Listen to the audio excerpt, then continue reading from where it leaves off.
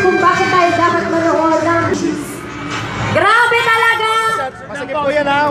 Inaabangan dito ng karamihan ngayon. Mula pa kaninang umaga dito sa Quirino Grandstand. Yeah. Yon! Hi! Hello! Ayan si Direk na ulit. Si Direk!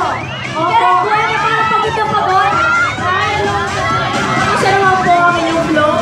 Yeah! Grabe, lagi kami nasa stock. Kasi daming tao. Maraming marapon para sa Beauty and the Bestie. December 25 na po.